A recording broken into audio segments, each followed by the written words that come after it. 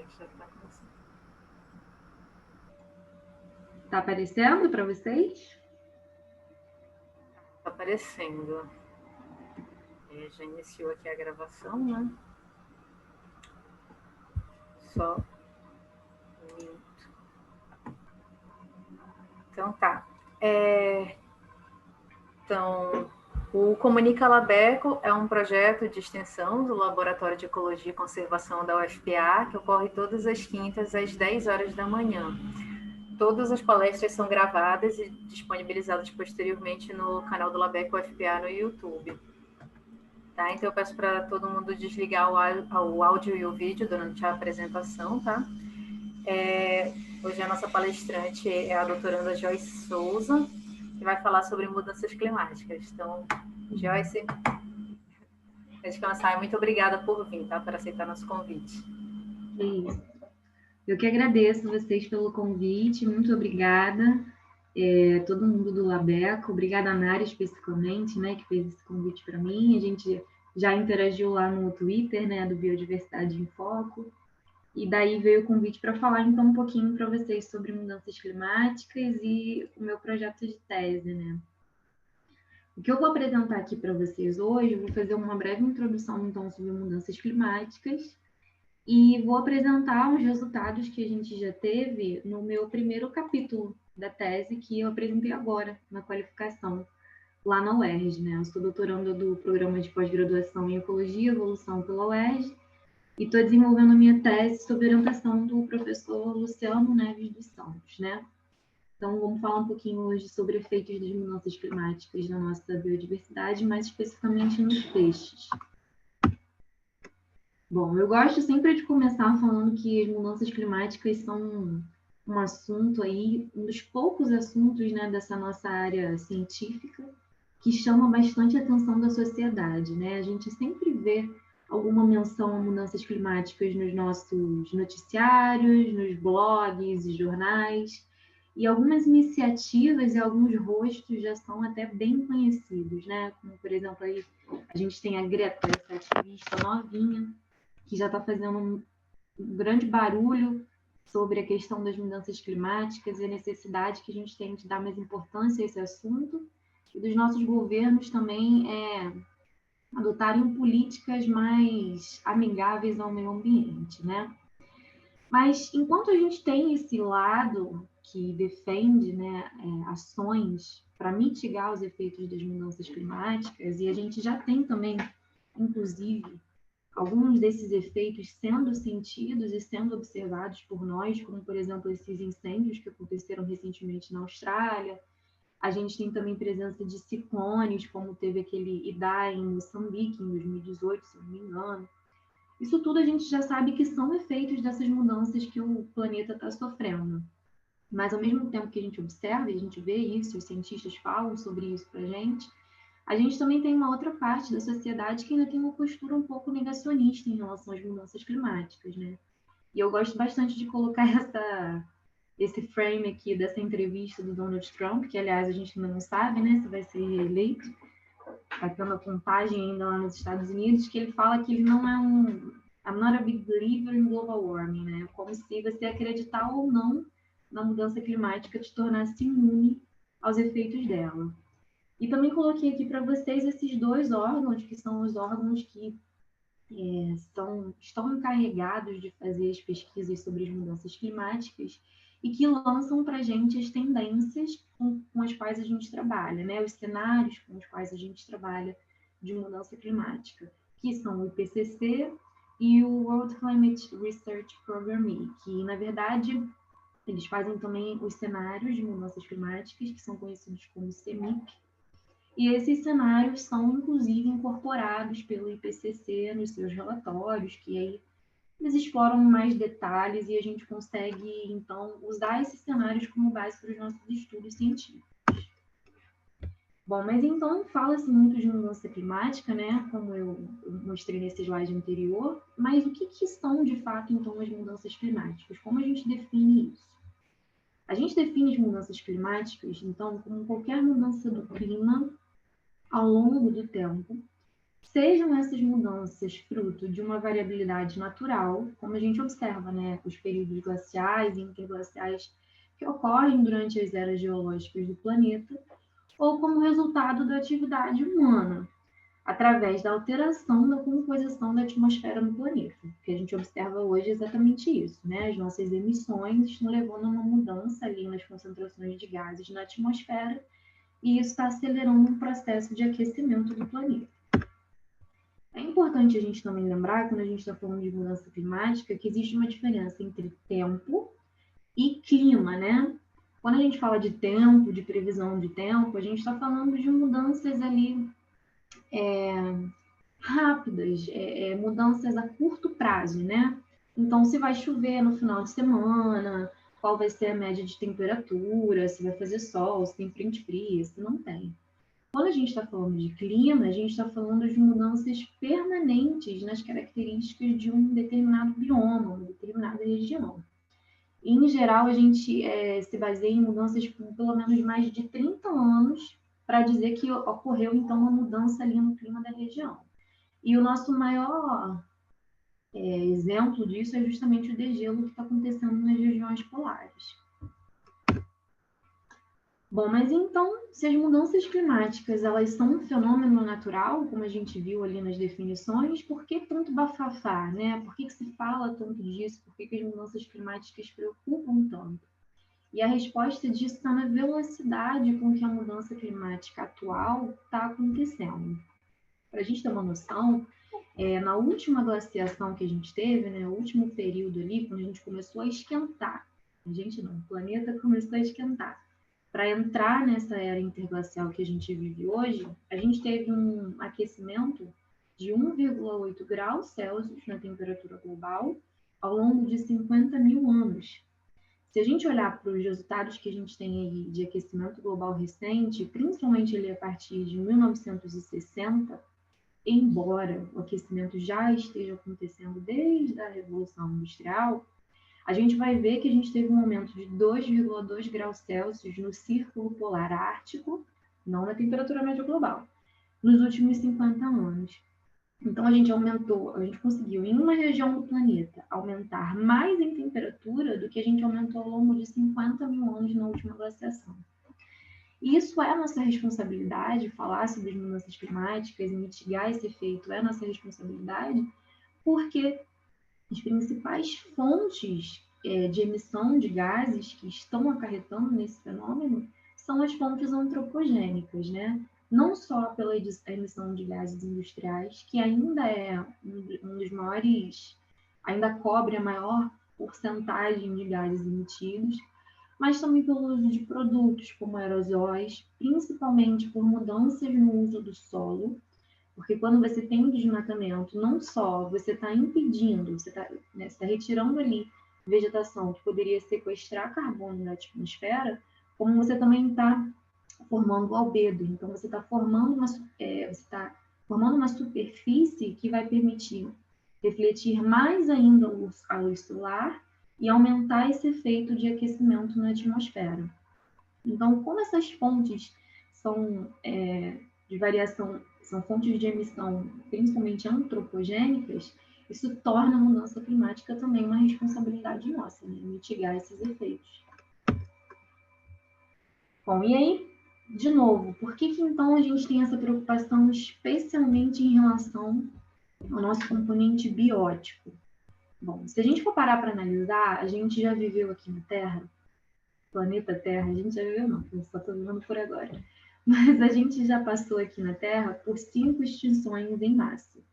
E todas essas extinções estão relacionadas a mudanças no sistema climático global do planeta. Inclusive a extinção dos dinossauros também no Cretáceo, né? Porque, como a gente sabe, os meteoros, eles até dizimaram uma grande parcela, mas principalmente eles também levantaram uma camada de poeira muito grande que dificultou a penetração de luz e que criou também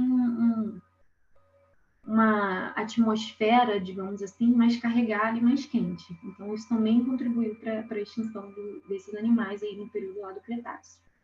Mas quando a gente fala de mudança no sistema climático e efeitos sobre a biodiversidade, eu gosto muito de falar sobre a extinção que aconteceu no Permiano, que foi a nossa terceira extinção em massa, se eu não me engano, eu tenho que conferir aqui, que se passou, né, entre 298 e 251 milhões de anos atrás. E durante essa extinção no Permiano, a gente perdeu 95% da vida marinha e 75% da vida terrestre. E as características do planeta durante esse período foram justamente o aumento da temperatura, a acidificação dos oceanos e variações no nível do mar, que são características bem semelhantes, né? É um cenário bem parecido com o que a gente está vivendo hoje em relação à mudança climática global contemporânea e também que a gente projeta para o futuro. Em relação, então, a essa mudança climática que a gente está vivendo hoje, a gente já tem algumas estimativas de perda de biodiversidade que levam até os nossos cientistas a indagarem se a gente está passando pela sexta extinção em massa. Não só pela questão das mudanças no sistema climático, mas também por outras pressões antropogênicas. Mas a gente tem, então, uma estimativa aí de perda de biodiversidade entre 15% e 37% até o ano de 2100. Mas eu preciso dizer para vocês que esses dados, eles provavelmente já estão desatualizados ou subestimados, porque acabou de ser lançado agora, em outubro, os cenários novos de mudança de temperatura até o final do século, né? E não só até o final do século, porque agora existem vários pontos de parada, né? 2050, 2040, 2060, enfim, década e década até 2100. E ao contrário do relatório antigo do IPCC, que a gente tinha lá 4 cenários, né? A gente tinha RCP 2.6, 4.5, 6.0 e 8.5. E o cenário 8.5 é o cenário, o pior cenário, o pior caso, né? Se a gente tiver, se a gente manter esse ritmo de emissão dos gases aí. E ele mostrava um aumento máximo na temperatura de 4,8 graus Celsius até 2100. Pois bem, esses cenários novos lançados pelo CEMIP já mostraram, então, agora com os dados mais atualizados e mais recentes, que esse aumento máximo, na verdade, pode chegar até 5,5 graus Celsius em 2100.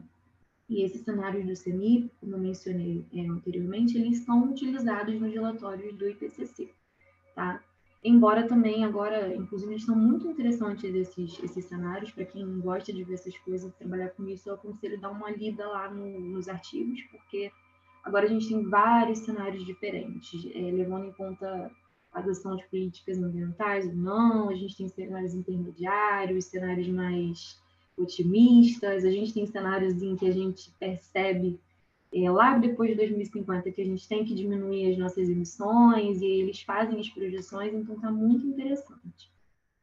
Mas, enfim, né, essas projeções que a gente tem de aumento da temperatura, principalmente, elas são especialmente alarmantes para os ectotérmicos marinhos, visto que esses animais possuem margens de segurança térmica comparativamente menores em relação aos organismos terrestres.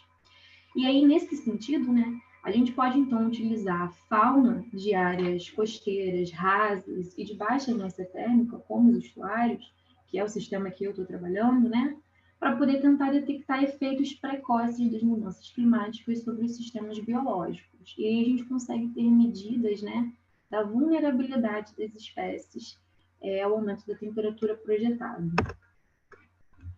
Bom, entre, então, os organismos que estão ali nesses sistemas, a gente cita como os mais vulneráveis os ectotérmicos marinhos, em especial os peixes. Bom, os peixes, eles não possuem, né, mecanismos fisiológicos de regulação da temperatura comportamental. Então, eles respondem a variações nas características ambientais, principalmente através de alterações na sua distribuição, seja ela latitudinal ou vertical. Claro que quando você tem mudanças na distribuição das espécies, isso também vai impactar nas interações que ocorrem em determinado sistema e mantém esse sistema funcionando. No caso dos peixes em estuários, a gente pode citar as espécies residentes, então que estão associadas ao estuário ao longo de todo o seu ciclo de vida, E os indivíduos juvenis, que são caracterizados por uma menor mobilidade e também tolerância térmica, como as principais populações em risco de colapso aí nos cenários futuros de mudança climática. E o colapso dessas populações também vai ter implicações para a diversidade taxonômica e funcional nos ecossistemas. E a gente já viu alguns estudos aí com estuários, né, que fizeram uma avaliação da mudança climática recente, ali de 1960 para cá, que mostraram mesmo esses impactos, mas ainda não temos uma tendência geral, então, para os efeitos da mudança climática sobre a ictiofauna de estuários. E foi isso que eu fiz nesse primeiro capítulo da minha tese, vou mostrar os resultados para vocês aqui na frente. Mas antes da gente falar disso, a gente precisa então falar um pouquinho sobre esse mecanismo de tolerância térmica, né? Bom, a tolerância térmica ela é definida então como a amplitude dos valores de temperatura suportado por um organismo sobre o qual não ocorrem prejuízos ao seu desempenho e à sua sobrevivência. A tolerância térmica, então, ela é formada aqui, nessa faixa da tolerância térmica, a gente tem uma subfaixa, né, que a gente chama de ótimo. Então, nesses valores aqui de temperatura, o desempenho do indivíduo ele é maximizado e a gente tem um crescimento da população. Agora, conforme os valores do ambiente vão se afastando desse ótimo, os indivíduos eles começam a sofrer estresses fisiológicos e se eles ficam expostos a temperaturas que eles não toleram por um período prolongado de tempo, pode acontecer o dano letal e até a extinção local da população. Uma coisa que é importante de apontar aqui nessa questão da tolerância térmica, porque a gente vai falar mais para frente, é que essa diferença, né, entre a temperatura ótima de um indivíduo e o limite máximo de tolerância dele é chamado como margem de segurança térmica. E a gente vai usar isso mais para frente para poder entender um pouco de mudanças na distribuição das espécies conforme a temperatura dos seus hábitats aumenta. Também é importante citar, né, que esse mecanismo aqui de tolerância térmica ele pode ser flexível dependendo da capacidade de aclimatação que um indivíduo e uma espécie apresentam, tá?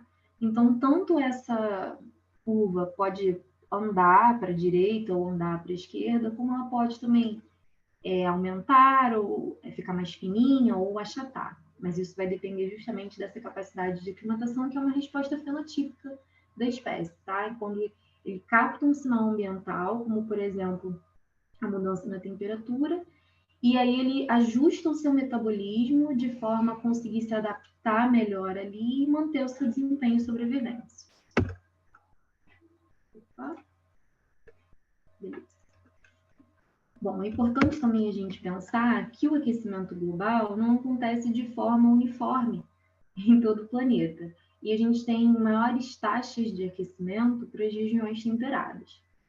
Por outro lado, os organismos em regiões tropicais parecem ser desproporcionalmente vulneráveis ao aumento da temperatura, visto que esses sistemas eles já apresentam uma temperatura mais alta e, por isso, as espécies que vivem aqui estariam mais próximas ali do seu limite de tolerância térmica máxima.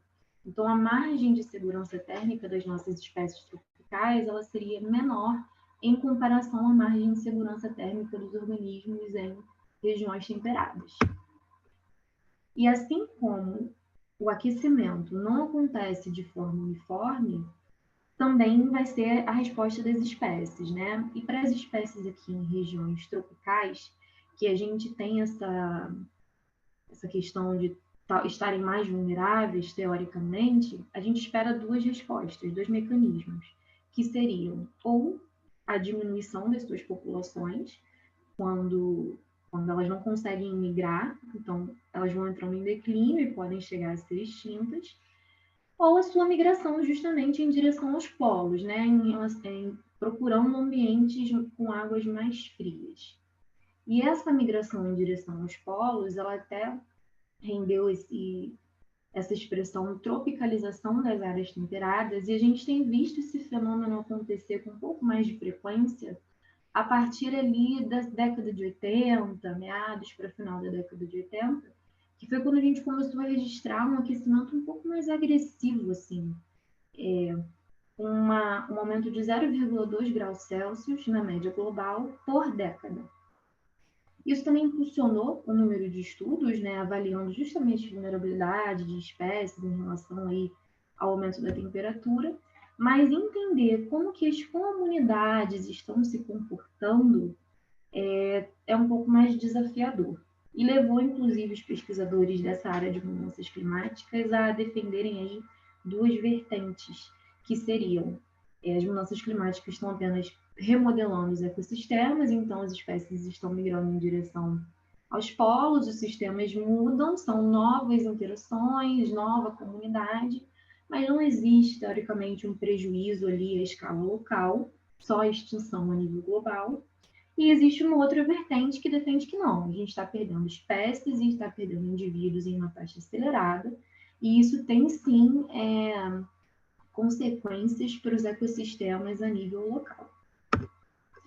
Bom, então esse foi, né, esse debate motivou então esse primeiro capítulo aí da minha tese, que eu estou mostrando para vocês agora, em que a ideia foi justamente testar isso, né? A nossa hipótese era de que a mudança climática ela está levando sim à perda de espécies e de indivíduos nos ecossistemas estuarinos, que são o meu ecossistema ali de estudo. E para a gente poder avaliar isso, a gente marcou 2 pontos, então, aqui na linha do tempo, né? E agora que eu me toquei aqui, peraí. A gente marcou 2 pontos na linha do tempo, que seria, então, antes ou durante 1985, porque foi a partir ali de meados para o final da década de 80 que a gente começou a ver aquele aquecimento que eu comentei com vocês, de mais 0,2 graus Celsius na temperatura média global. E aí, após 2005, marcando então 20 anos aí de aquecimento nesses sistemas, tá? Então a gente fez uma revisão bibliográfica, coletando estudos e separando estudos que tinham realizado coletas nesses 2 momentos aqui. E uma outra hipótese que a gente tinha e tentou testar é de que a betadiversidade, ou seja, essa mudança, né, na composição e na estrutura da comunidade entre esses 20 anos, seria maior em sistemas que estão ali em torno dos trópicos, visto que essas espécies tropicais elas são as mais vulneráveis, então elas teriam uma tendência a migrar. São áreas mais ricas também, né? Então haveria muita migração, isso faria com que a gente tivesse bastante mudança aí na composição, na estrutura dessas comunidades. Para isso, então, a gente realizou uma pesquisa em 3 bases de dados, a Scopus, o Web of Science e o Google Acadêmico, utilizando esse tanto de palavras-chave que vocês estão vendo aí no slide, né? Todos os resultados do Scopus e do Web of Science foram extraídos para que a gente fizesse lá o screening, né? E os primeiros 1000 resultados do Google Acadêmico. A gente também colocou um filtro preliminar nessa pesquisa para, então, reter estudos apenas a partir de 2005 e 2020, visto que a gente precisava de coletas durante ou após 2005 para poder fazer a nossa meta-análise. E a gente também focou em estudos apenas com ênfase nas mudanças climáticas recentes. Então, esses resultados passaram por esse processo de avaliação, que foi dividido em 2 partes, tá? Na primeira fase, a gente olhava só título e resumo, para poder ver se o artigo atendia a esses critérios que estão selecionados aqui para vocês, que seriam o tópico mudanças de longo prazo na ictiofauna em estuários. O tratamento, então, seriam 20 anos de aquecimento, ou seja, a gente precisava de coletas durante ou após 2005. O controle, né, para a gente poder comparar a comunidade, seriam as coletas antes ou durante 1985, e a gente precisava que esses artigos reportassem a presença e a ausência e a abundância das espécies ali no sistema. Todas as vezes que eles passavam, então, por esses critérios, os artigos eles eram encaminhados para essa segunda fase do screening, que a gente olhava o texto completo. Então, a gente olhava de novo esses primeiros critérios da primeira fase, e mais um, que era o desenho amostral de estudo, porque a gente precisava que os estudos tivessem utilizado o mesmo método de pesca nessas coletas antes e depois, e também que tivessem mostrado as mesmas áreas dentro do estuário, para que a gente não tivesse um componente espacial interferindo na questão temporal, que é o que a gente queria mesmo avaliar. E a gente também reteve, então, estudos que reportaram mais de 10 espécies por sistema, como nosso objetivo é realmente focar mais na comunidade. Bom, os estudos, então, que passaram por esses critérios foram reunidos para formar a nossa base de dados, e a gente extraiu essas informações deles. O método de pesca que foi utilizado, o tipo do método de pesca e a malha, o número de amostras em cada período. A gente chama aqui, então, coletas que foram realizadas lá antes de 1985, de período pré-aquecimento, e coletas que foram realizadas depois de pós-aquecimento.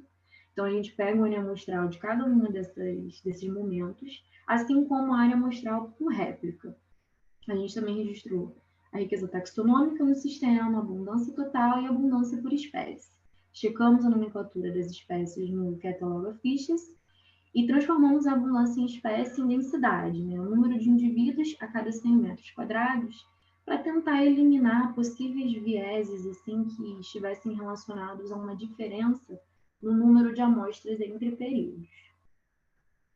A gente também registrou a temperatura nesses dois períodos, e quando o artigo não reportava a temperatura, a gente checou as anomalias lá na base de dados do NOAA, Climate at Glance.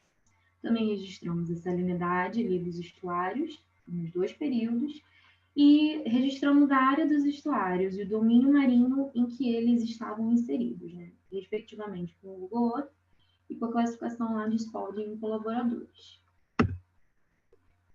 Bom, com os dados, então, bióticos da comunidade, a gente utilizou duas matrizes diferentes. Uma matriz de abundância por espécie e uma matriz de presença e ausência das espécies. E a gente utilizou, calculou, usando essas duas matrizes, o índice de beta-diversidade temporal proposto pelo Legendre em 2015. Então, só para poder quantificar o quanto a comunidade mudou após 20 anos de aquecimento. Esse índice, ele também pode ser decomposto, né, em perdas e ganhos. E aí a gente conseguiu observar qual foi o principal processo que influenciou para a mudança da comunidade ali. A gente também realizou uma meta-análise, eu não sei se isso aqui está aparecendo para vocês. A gente também realizou uma meta-análise no R também, utilizando os pacotes Metafora e Metavis, em que a gente utilizou a temperatura como moderador. A temperatura aqui, na verdade, é a diferença de temperatura entre os dois períodos como moderador. E a gente utilizou o intercepto do nosso modelo como zero. Ou seja, se a gente não tivesse mudança na temperatura, a gente também não teria mudança na comunidade, tá? E a gente fez isso porque nossa intenção era justamente ver a resposta ali na composição em relação à mudança climática. Nós utilizamos como tamanho do efeito da nossa meta-análise os valores de perda de espécies, para aquela matriz de presença e ausência, e de indivíduos para a matriz de abundância por espécie. E a variância a que foi atribuída a cada estudo foi calculada como inverso do número total de amostras, menos a diferença entre o número de amostras no período pré e pós-aquecimento. Então, quando a gente tinha uma diferença grande entre as amostras desse período, a gente tinha maior variância do estudo e, portanto, menor peso foi atribuído a ele na meta-análise. O modelo que a gente escolheu foi um modelo aleatório, e a gente também fez plots gráficos de funil e utilizamos o método de trim and fill para poder avaliar possíveis vieses na meta-análise.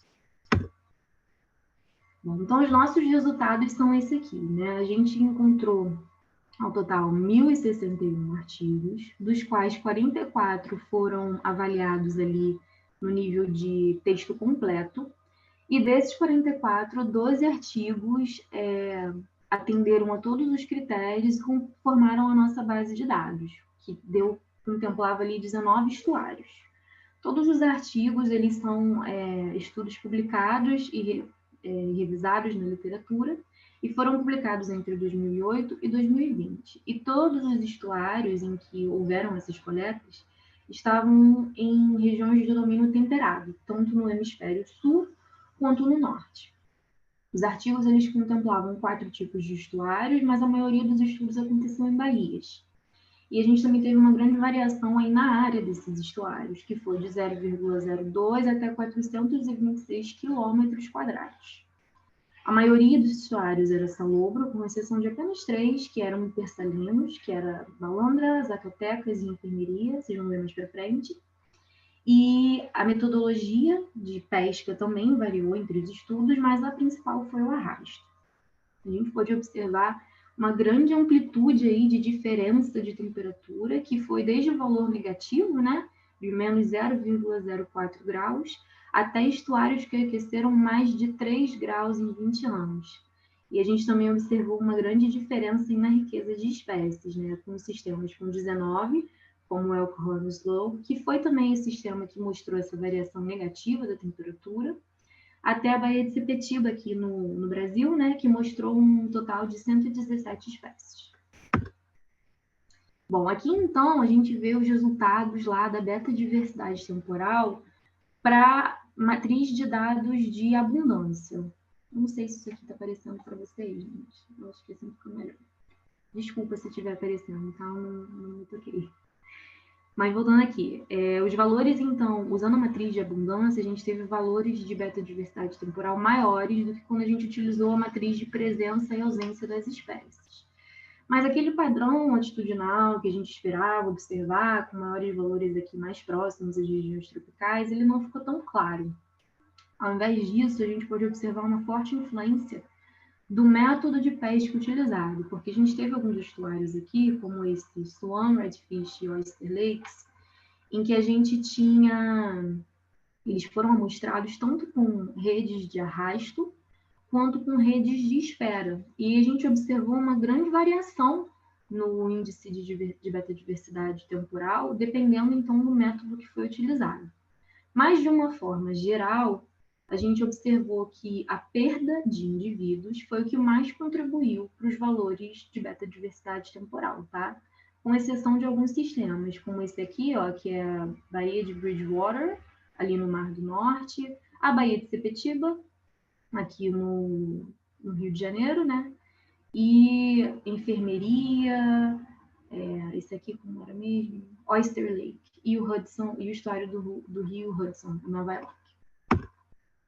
Já quando a gente foi olhar a matriz de presença e ausência das espécies, a gente já conseguiu ver esse padrão latitudinal um pouquinho mais claro, né? A gente vê as bolas aqui que representam a beta-diversidade temporal um pouco maiores aqui nessa área de contato com regiões tropicais, e parece que eles vão diminuindo, ó, em direção aos polos. A gente também observou uma grande influência do método de pesca, mas para esses valores para essa matriz de presença e ausência, a gente viu um certo equilíbrio, tá? Entre os componentes loss e gains. Mas os sistemas em que a perda de espécies prevaleceu foram esses aqui que estão indicados com a setinha. O Shanxi Bay, o Elkhorn Slough, que foi aquele que apresentou uma variação negativa da temperatura, se vocês se lembram. A Chocolate Bay e o Swan Lake, que estão por aqui. Eles estão bem sobrepostos aqui na parte sul da América do Norte. É importante a gente lembrar, né, que esses dados eles ainda podem estar subestimados, né? A perda de espécies e de indivíduos ela pode estar subestimada, porque a gente não conseguiu encontrar estudos de monitoramento de longo prazo aqui nas regiões tropicais, tá? Sempre menos de 20 anos, mais de 20 anos a gente não encontrou. De qualquer forma, essa maior beta-diversidade temporal aqui nas bordas dessas regiões de contato, elas podem ser um indicativo, então, de migração, sim, das espécies tropicais, visto que essas espécies elas têm uma grande habilidade para rastrear as isotermas. Bom, os resultados da nossa meta-análise, né, essa aqui é utilizando também uma matriz de presença e ausência de espécies. Revelaram lá uma tendência geral de perda de espécies significativa aqui, ó, 0,06, e o estuário do Rio Hudson foi o que mais contribuiu para esses valores. Para essa meta-análise aqui, a gente não encontrou heterogeneidade que pudesse ser explicada entre os estudos significativa. Já para nossa meta-análise baseada na perda de indivíduos, a gente vê que esse efeito ele foi maior, né, de 0,6 pulou para 0,19 e também foi significativo. E a gente observa que esses 6 primeiros sistemas aqui, ó, do rio Hudson até o estuário do rio Harvey, que fica na Austrália, foram os que mais contribuíram para esse padrão geral. Essa meta-análise baseada na abundância por espécie, ela apresentou uma heterogeneidade significativa relativamente alta aqui, mas que é esperada mesmo para estudos ecológicos. E alguns dos fatores que podem estar influenciando essa alta heterogeneidade seriam justamente o método de pesca, visto que a gente pode observar aqui, ó, que a gente tem valores diferentes para sistemas, ó, para os mesmos sistemas utilizando métodos diferentes. Aqui a gente vê ó, o Powderhorn Lake com o Bag Sim e o Powderhorn Lake com... Cadê ele? Aqui, ó, com o Gillnet, a gente vê que tem diferença. Além disso, possíveis mudanças também na salinidade do estuário entre esse período de 20 anos aí, podem ter influenciado também na perda ali de indivíduos. E é um tópico também interessante para a gente estudar. E a questão filogenética também, né? Visto que as espécies elas possuem habilidades diferentes de rastrear o nicho. A gente vai falar um pouquinho sobre isso mais aqui na frente. Uma coisa que é muito interessante que a gente observou é que houve também uma grande variação da temperatura em relação aos estuários, mas em geral essa variação da temperatura ela foi acompanhada pela perda de indivíduos. Então os estuários que tiveram uma variação maior na temperatura, né, que aumentaram a 3 graus, também foram os estuários que perderam mais espécies. E, com exceção de 2, que foi a Baía de Chełm Sul e o Elkhorn Low, que eu falei para vocês que foi aquele sistema que apresentou uma variação negativa da temperatura. E para esses dois sistemas aí, a gente não teve os valores de temperatura pré-aquecimentos medidos in situ, eles não estavam reportados no artigo. Então a gente teve que extrair da base de dados Climate at Glance. E é possível que eles estejam subestimados, visto que a temperatura ali nos estuários, pela questão da profundidade, da inércia térmica, ela geralmente é maior do que nas áreas costeiras adjacentes.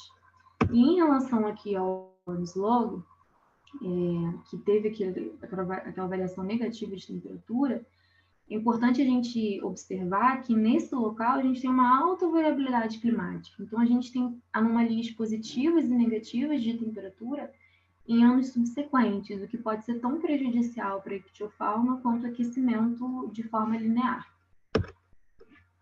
Bom, a análise dos gráficos ali em forma de funil mostraram que a gente tinha um viés desconsiderável na nossa meta-análise. O método de trim and fill colocando poucos estudos aqui espelhados, né, para poder balancear os valores desses estudos mais extremos. E a linha aqui dele pontilhada, que seria o valor recalculado, também um pouco diferiu da nossa média geral que a gente encontrou. E aí, então, o que a gente observou, né, com os nossos dados, eles confirmaram, corroboraram a nossa hipótese de que a mudança climática está levando, sim, à perda de indivíduos e de espécies nos sistemas estuarinos ao redor do globo, embora a gente tenha observado uma magnitude bem maior quando a gente utiliza essa matriz de abundância por espécie. Esses resultados aqui, eles corroboram alguns estudos prévios na literatura que indicaram essa alta taxa de turnover no bioma marinho. Então, por isso a gente não sente tanto a perda de espécies, porque a gente está tendo essa substituição. Agora, uma coisa que o estudo mostrou para a gente, esses dados mostraram para a gente, foi que não necessariamente essa substituição de espécies vem sem impactos negativos para a escala local, né? Vamos imaginar um sistema ideal em que a gente tenha só, então, mudanças de temperatura. Isso não acarrete mais nenhuma consequência ali no sistema. A gente sabe que vão acontecer mudanças nas espécies que são dominantes ali na comunidade, né? A gente espera que as espécies, então, que sejam mais adaptadas ao novo regime climático, vão se tornar dominantes, né? Mas, de uma certa forma, num sistema ideal, em que a gente está avaliando só essa mudança de temperatura, sem que esse efeito de temperatura diretamente na espécie e não ali em toda a produtividade do sistema como um todo, a gente esperaria que, embora houvesse uma oscilação na estabilidade, que ela não fosse ser tão diferente entre esses dois períodos. Mas não foi isso que a nossa meta-análise revelou. E esse declínio, né, no número de indivíduos e no número de espécies também pode ser explicado por dois fatores principais. O primeiro é a sensibilidade das espécies à temperatura. A gente vê que as espécies que são sensíveis à temperatura, elas têm uma baixa taxa de persistência no seu hábitat original. E isso acontece porque elas buscam sempre, e agora a gente vai falar de novo sobre isso, de rastrear o nicho, elas buscam manter as suas margens de segurança térmica. Então, a espécie está naquele ambiente. A temperatura começou a subir, ela vai sair daquele ambiente, vai rastrear as isotermas para ocupar um novo hábitat que tem a temperatura parecida à original do ambiente lá dela, que ela saiu, de forma então que ela consiga conservar ali a margem de segurança térmica dela. Só que nem sempre isso é possível. Às vezes as espécies elas têm uma baixa mobilidade ou existe uma presença de barreiras que vai impedir essa migração. E aí, nesse caso, as populações elas vão entrar em declínio e podem chegar a ser extintas localmente. Agora, para a gente poder identificar qual desses dois fatores está, de fato, sendo responsável por essa perda de indivíduos e espécies que a gente encontrou, a gente precisa de estudos futuros que avaliem não só a ictiofauna e estuários, como também nas regiões adjacentes. Um outro fator que pode estar influenciando também essa perda de indivíduos e de espécies seriam mudanças na capacidade de suporte dos sistemas, né? Os estuários, eles são ambientes em que a gente já tem uma certa estratificação da coluna d'água e ela pode ser ainda mais intensificada com o aquecimento. E isso vai prejudicar ali a circulação de nutrientes e a produtividade do sistema. A queda na produtividade, por sua vez, vai levar a uma redução na abundância de indivíduos que o sistema consegue manter, enquanto que alterações nas principais vias de fluxo energético vão contribuir para alterações na composição de espécies, né? Então, por exemplo, se a gente tem um sistema que tem bastante produção de plâncton, né, de zoo, de fito, a gente espera também uma alta biomassa de peixes planctívoros. E aí, se isso muda, se a gente começa a ter uma queda nessa produção, a gente vai ter esse efeito para os peixes planctívoros e também para os níveis acima na cadeia trófica. E essa questão da capacidade de suporte, ela parece estar um pouco interligada com os padrões que a gente observou aqui nesse estudo, porque a gente viu que a maioria dos estuários, ele ganhou ou manteve o número de espécies, mas perdeu indivíduos. Uma outra parcela ganhou indivíduos, mas perdeu espécies, e a gente também teve dois estuários, que foi a Cheonsu Bay e o Alcorn-Slough, em que a gente teve perda de indivíduos e perda de espécies. Então, isso levanta para a gente algumas questões, né, sobre o quão complexa é a dinâmica dos estuários e como isso pode estar relacionado a essa mudança aí na composição e estrutura em função do aquecimento global. E um outro cenário possível seria justamente o aumento da produtividade, em que a gente ganha espécies e ganha indivíduos. A gente também observou isso para dois estuários aqui. Um deles foi o estuário... Não foi o Rio Hudson, acho que foi Enfermaria, mas agora eu também não lembro com certeza, posso olhar e falar para vocês depois. Mas esse aumento da produtividade, seguido por um aumento do número de espécies e de indivíduos, ele inclusive já foi reportado para alguns estuários na costa australiana. Bom, então, de forma geral aqui, só para concluir, a gente encontrou então que as mudanças climáticas estão levando sim à perda de indivíduos e de espécies, e isso parece ter relação com as dinâmicas ali no ecossistema local. A magnitude da perda também está relacionada à variação na temperatura, ou seja, o quanto de aquecimento, o esfriamento que a gente viu ali também, esse sistema está passando, mas também parece estar influenciado um pouco pelo método de pesca que foi utilizado. E agora entender, né, se essa perda de indivíduo e de espécie está sendo motivada por uma migração para fora desses sistemas, lá nessa questão de rastrear a isoterma, ou por extinção local, é um tópico que a gente ainda precisa abordar em estudos futuros. Eu agradeço a vocês pela oportunidade de falar aqui no Comunica Labeco. E aí está o meu e-mail, quem quiser trocar ideia, conversar, tirar algumas dúvidas que eu possa ter deixado aí durante a palestra. eu estou disponível para vocês. Ah, e para encontrar também informações aí sobre os nossos trabalhos que a gente está fazendo, inclusive essas coisas de mudança climática, tem um Instagram lá do laboratório também, licta_unirio. Obrigada, gente.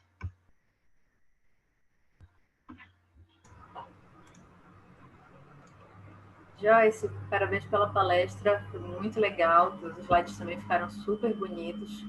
Obrigada. Gente, então vou abrir para a sessão de perguntas, né? Tem uma pergunta aqui no chat, Joyce, se quiseres dar uma olhada, mas quem quiser fazer as perguntas pode ir levantando a mãozinha aqui. Essa Dorival pode já começar, então. Se considerarmos que as espécies podem se mover em direção aos polos, acredito que teríamos maiores perdas em ecossistemas de água doce. O que você acha dessa afirmação? Olha, então, tem a questão de que os rios, né? Eu acho que depende do sistema de água doce que você está analisando, porque você também tem lagos, e aí você tem é um pouco mais restrito. Não sou tão boa para falar de água doce, porque eu não tenho muito conhecimento com isso. Mas eu acredito que os rios, né, embora a gente tenha as bacias e a gente tenha uma certa limitação, a gente tem essa questão longitudinal e altitudinal também. Então, pode ser que a gente tenha migração para regiões mais altas, dependendo, óbvio, da capacidade da espécie, dependendo de como o sistema se comporta, e também ele pode também descer, né? O rio vem cortando, desce, ele pode se mover para essas regiões onde, teoricamente, a gente vai ter uma temperatura mais alta. Mas para te dizer com certeza, eu teria que estudar mais sobre isso, não posso. São coisas que eu não posso bater o martelo, mas é o que eu imagino. E eu imagino sim que ambiente de água doce também tem um alto risco de mudança climática, porque é isso, ele está mais restrito. Ele não tem tanta alternativa para migrar quanto, por exemplo, o ambiente costeiro. Se bem que também, dependendo da espécie, né? Eu estou trabalhando com juvenil, então juvenil também não é tão simples assim sair migrando por aí. Então, eu diria que está todo mundo em risco. E a gente tem que atacar por todos os lados para poder avaliar mesmo. Mas com certeza, eu acho que tem um componente aí muito interessante na água doce. Não sei se já estão rolando muitos estudos sobre isso. Até gostaria de ver se vocês souberem também algumas informações. Sobre essa migração dos peixes de água doce, fica bem mais complicado, né, do que no caso dos ecossistemas marinhos, simplesmente por uma questão de barreira geográfica. Uhum. No mar, os peixes conseguem nadar para os polos, agora no rio é até onde for o rio. Pois é, e aí depois não dá mais, né? Só que eu também acho, não sei, posso falar uma besteira, que os peixes de água doce, eu acredito que eles têm algumas estratégias a mais do que os marinhos para lidar com essa questão mesmo de temperatura, de ambiente intermitente, que eu acho que pode acontecer bastante também. Vai começar a secar, então vão ter ambientes que vão sumir, depois volta. Então, parece que existem algumas estratégias. Agora, o quanto essas estratégias também vão poder ser aplicadas a um cenário de mudança climática, que a gente tem esse aquecimento crônico, aí tem que estudar, a gente tem que fazer, olhar essas iniciativas. A próxima pergunta era do Begô. Begô, se tu quiseres perguntar, só ligar o microfone. Gente, pode falar também, não precisa. Tá, pode ser então. Tudo bem, Joyce? Tudo bom. Parabéns pela tua palestra, eu gostei muito dos teus slides minimalistas, achei bem bonito. Obrigada. De verdade. E aí a minha pergunta era mais ou menos se existem evidências, né, dos efeitos diretos da mudança climática nesses ambientes, trazendo também mais para a nossa área de atuação, que é nesses ambientes de água doce, rios e riachos. A gente ouve falar muito de efeitos indiretos, né? Tipo, a mudança climática provoca alguma coisa que, consequentemente, afeta esses ambientes. Eu queria saber se tu conhece, dentro da tua leitura, da tua busca por informação dentro do teu trabalho, se tu te deparaste com algumas informações sobre efeitos diretos ou é mais essa questão indireta mesmo? É mais uma curiosidade mesmo. Sim, olha, eu já vi sim, tá? Eu não sei a fundo, Mas eu tenho alguns trabalhos aqui, eu posso até ver depois de, não sei, mandar para a Nara e ela passa para vocês, que são Legal. exatamente de efeitos de mudança climática em sistema de água doce, sim, que eu até separei alguns deles quando eu estava começando a minha pesquisa para fazer o projeto, para poder também embasar os meus dados. Então, existem efeitos diretos, sim, dessa questão do aumento da temperatura, até porque é isso que a gente fala, por exemplo, eu acredito que em rio, que você tem correnteza, esse efeito ele é menor, mas como você está falando de lago mais raso, essa temperatura ali, a insolação, ela vai acabar sendo maior e isso pode causar um sofrimento nas espécies. Agora, realmente, a forma de responder é que acredito que vai ser diferente, porque vocês estão mais restritos do que no mar. Mas tem sim, tem bastante coisa Legal. já. Bacana. Obrigado. Nada, obrigada a você.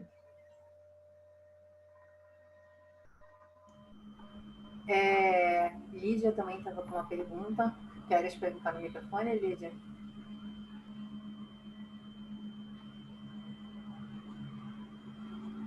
Acho que ela saiu.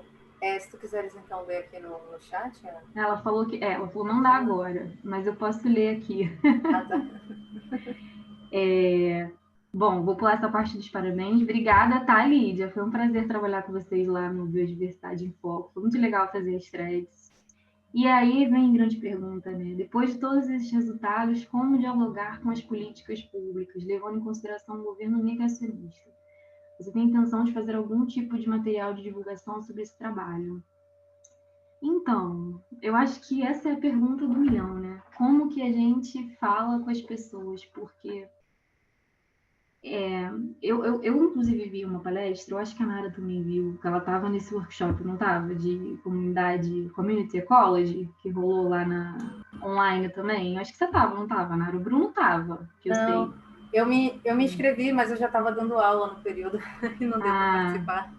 Então, a gente tem até cientistas, né? Por isso que eu falei dessa vertente, desse debate, porque a gente tem até cientistas que falam assim, olha, do ponto de vista, óbvio, moral, estético, de valorização da vida, a gente tem que parar, assim, as mudanças climáticas. Mas do ponto de vista de funcionalidade, de serviço ecossistêmico, se tem turnover, vai tudo se manter.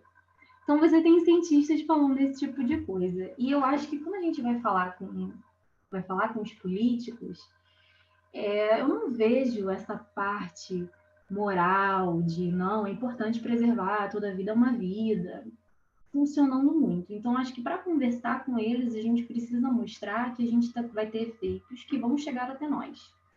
E eu acho que o maior pulo assim, do trabalho, o maior link do trabalho em relação a isso, é justamente essa mudança de produtividade. Porque se você tem mudança de produtividade, principalmente a gente está falando de peixe, você está falando de algo que pode acentuar mais ainda a perda de recurso pesqueiro, e aí isso vai ter um impacto nas pessoas, na sobrevivência das pessoas e na economia. E aí, talvez, falando por esse aspecto, a gente consiga começar um diálogo. Mas eu, particularmente, acredito que a gente só vai conseguir, de fato, a atenção desse pessoal quando a gente já estiver sentindo esses efeitos. Eu acho que quando a gente estiver sentindo, quando eles estiverem vendo, é que eles vão começar a se preocupar mais em escutar a gente e adotar essas políticas. E tem até um cenário agora aí nesse CNIP 6 que saiu, que é justamente isso. As nossas emissões continuam, a temperatura esquenta. E aí, quando bate ali o 2,5, que aí os efeitos já são bem intensos, parece que é como os governos se alertam e a gente começa a diminuir as emissões. E eu, particularmente, acredito que, com a espécie humana, é assim que a gente acaba conversando. Eu acho que a gente não tem muito essa coisa de prevenir, porque o que importa mesmo, né, é isso aqui. Então, a gente só toma uma ação quando a gente perde dinheiro. Então, até esse momento chegar, eu não vejo a gente fazendo muita coisa, não. E se eu tenho intenção de fazer algum trabalho? Então, a gente sempre divulga esses trabalhos lá no Instagram do Líquica. A gente faz ilustrações, eu até mandei uma ilustração, né, para divulgar a palestra, que é o Natan que faz, um dos nossos membros lá do laboratório. E a gente escreve, faz com uma linguagem bem didática para que todo mundo consiga entender, assim. E aí a gente vai passando. fazer vídeo, cartilha. A princípio, não pensei nisso ainda, mas pode ser uma ideia.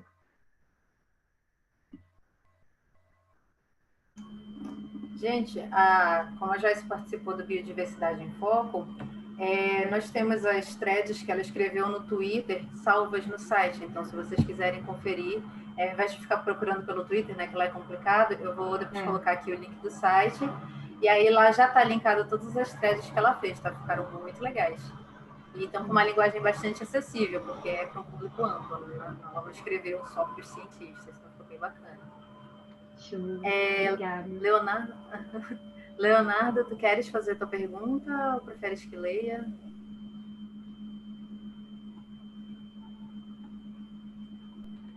Ele está sem microfone. Beleza. Vou ler então. Parabéns pelo trabalho. Obrigada, Leonardo, também. Obrigada por assistir. Você acha que seria possível investigar o efeito da interação entre a temperatura e a salinidade? Em um cenário de mudanças climáticas, muitos estuários tendem a se tornar hipersalinos. Sim, isso é algo que eu acho muito interessante também. E que é um efeito também da mudança climática aí mais indireto, né? Porque a gente não está falando de temperatura em si, a gente está falando de mudança na pluviosidade, que vai mudar a salinidade, e isso também afeta a composição de peixes. Que afeta, isso já é certo, a gente tem já para estuários, né? Que é o sistema que eu trabalho. A gente já tem estudos que mostram que a salinidade é um dos principais estruturadores, não só dentro de um estuário, mas entre estuários. Mas eu vou falar para você que depois que eu apresentei a qualificação, eu fiquei brincando um pouquinho ali com os dados e tal, e eu usei a diferença de salinidade também, botei lá no modelo como moderador. Mas não explicou muito pouco dessa perda de espécies e de indivíduos, e não foi nem significativo. Então eu tenho até que atualizar, que eu falo na palestra, né? Pode ser salinidade, mas na verdade os testes para esses dados, pode ser que para outros dados não. Mas para esses dados, eles já mostraram que a salinidade pouco importou.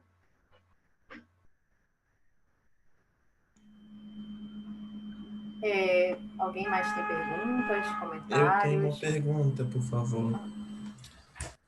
Joyce, não tem como não elogiar a tua apresentação. Realmente os slides são muito bem feitos, muito capricho, assim, na hora de preparar, e acaba que fica muito fácil o entendimento. Que bom, obrigada. Aqueles teus mapas são realmente muito legais, e eles me deixam uma dúvida e me apontam uma outra conclusão também. Falta muito dado ainda dos estuários do mundo inteiro, né, para a gente poder ter uma avaliação um pouco mais completa. E eu aprendi isso no meu doutorado. Hoje eu vejo dados secundários de uma outra forma, né? Eu acho que eu valorizo ainda mais essas pesquisas com metadados e tudo mais, porque talvez esse seja o futuro, né? Numa ciência brasileira onde se tem pouco recurso, o futuro é investir em grandes dados, né? Enfim, e aí parabéns pelo manuseio desses dados, pela coleta que deve ter sido bem árdua. E eu fiquei na dúvida, o que representa aquele gradiente de cores dos estuários? Eu não sei se eu peguei, se pulou. E mesmo dentro dessa faixa de estuário, ele é cortado por linhas. É alguma divisão biogeográfica, alguma coisa do tipo? Então, e uma terceira dúvida, perdão. Tem alguns gráficos que eles estão dentro do continente. Aí eu queria saber se aquilo é um georreferenciamento, que ainda assim tu considerou como um estuário. Bom, na Austrália, por exemplo, tinha um gráfico quase no meio ali do mapa, né? Então, o que representava o fato de estar dentro? Sim. Então, vou começar só por essa de estar dentro ou de estar fora. Isso, na verdade, é só um efeito mesmo das bolas e da hora que a gente montou o gráfico, tá? Os estuários, eles são todos sistemas na costa. Certo. A gente não pegou nada lá dentro, não. E essa questão, qual foi a outra pergunta? As linhas. Isso. Aquele gradiente azul são os domínios. Os domínios classificados pelo Spalding. Então, a gente tem temperado, tropical, Indo-Pacífico Central e É porque isso no trabalho escrito está explicadinho, mas faltou aí realmente eu colocar uma escala. E aquelas linhas menores são só as grades do mapa mesmo para marcar as coordenadas, para a gente ter uma noção de... Porque, se eu não me engano, está de 50 em 50. Então, é só para poder ver. Daqui vai até 0 até 50, daqui vai de 50 até não sei lá, e aí por diante. E teve mais alguma coisa, não teve? Não, foram essas três. Dentro do mapa, as linhas e o gradiente de cores. Isso mesmo. E essa questão dos dados que e a você falta de falou... dados, né? E essa questão dos dados que você falou, assim, é o que eu estou falando, a gente até teria dados na região tropical, mas para um período menor. Seriam 5, 10 anos. Só que como eu estou falando de mudança climática, né? Acho que para a gente ver mesmo um padrão mais permanente, a gente precisa de mais tempo. Eu fiz com 20 anos, mas, como eu falei, né, quando a gente fala de mudança no clima, a gente fala de pelo menos 30. Então, o ideal seria até tentar aumentar um pouco mais essa faixa. Só que é muito difícil, porque a gente não vai ter estudos com essas características, no mesmo local, mesma metodologia de pesca, uma diferença tão grande. Não, e eu concordo muito com você, que dado secundário é vida, assim. Comecei a mexer com isso também, estou adorando. Já estou começando a mexer, querendo fazer um monte de coisa, porque eu acho que a gente consegue também responder umas perguntas mais globais, né? Coisas mais gerais, assim. É verdade. E eu acho assim, né? A ciência dos últimos anos, ela vem evoluindo bastante e, infelizmente, mudanças climáticas não é de agora, né? Mas somente com esse avanço das pesquisas é que talvez os pesquisadores tenham se preocupado em armazenar dados, em começar pesquisas de longas durações. Então, os dados que você está pegando, provavelmente, não são de pesquisas de longa duração, são de trabalhos isolados no tempo em que você está fazendo essa compilação temporal, né? Então, pode ser que daqui a uns 50, 100 anos, a gente tenha dados mais refinados para se fazer uma avaliação dessa. Mas o conceito de biodiversidade ele surgiu na década de 80, então o que esperar de hoje, né? Por exemplo, a gente não tem de fato um dado de qualidade para dizer, mas tem que começar por onde tem, exatamente. Pois é, porque assim, né? Eu tenho alguns dados que são realmente esse monitoramento ali, ó, todo mês, de todo ano, por 20 anos, pesquisadores muito gentis, porque assim, a maioria desses dados também, por exemplo, abundância por espécie, tem muito artigo que isso não tá ali, né? Então você tem que entrar em contato com os caras. E, cara, tem muitos pesquisadores muito simpáticos, assim, de tipo, não, faz aí, toma, e anos de trabalho que ele está ali todo dia. Tem um desses dados, gente, que é todo dia. A pessoa vai lá todo dia, porque é armadilha, né? Então eles botam uma armadilha ali numa parte que passa aquela corrente de estuário, então os bichos entram, e a pessoa vai lá todo dia tirar de manhã. Todo dia vai de manhã pega o peixe. E assim, há mais de 20 anos. Então, muito legal. Mas com certeza, porque também tem alguns que são nesse estilo que você falou, né? Que a gente tem um pouco antes, a gente tem um pouco depois, mas não tem a meiuca. E aí eu acho que é importante a gente atentar para isso, porque quando eu vejo essas mudança climática em geral, acho que as pessoas se preocupam muito com o futuro. Então a gente vê muito estudo de modelagem, a gente vê experimento, como também são os capítulos da minha tese, estou fazendo alguns experimentos. Mas eu acho que, sim, por mais que você faça um bom experimento, você faça uma boa modelagem, você não tem como incluir todos os fatores que existem de fato ali naquele ambiente. Você vai trabalhar ou só com a temperatura, ou com a temperatura e mais alguma coisa, mas você não tem como prever o que de fato vai acontecer. Então, eu acho que é muito importante não esquecer de juntar com isso esses monitoramentos de longo prazo, porque aí a gente consegue até ajustando os nossos modelos. A gente faz o modelo, mas a gente também está coletando, então a gente está vendo quão apurado aquilo está ou não de fato. E eu acho que as pessoas esquecem um pouco disso, sabe? Nesse campo de mudança climática eu vejo muito experimento, modelagem, e parece que o campo está meio que ficando de lado. E não pode, porque só assim a gente vai conseguir entender de fato, né? É verdade. Então, obrigado e parabéns mais uma vez. Nada, eu que agradeço a vocês.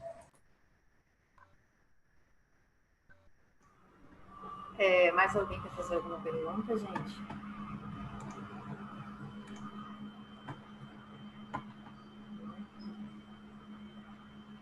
Foi, então tá. Então, Joyce, muito obrigada novamente pela palestra excelente, tá? A gente deve postar logo nas próximas semanas a tua palestra, tá?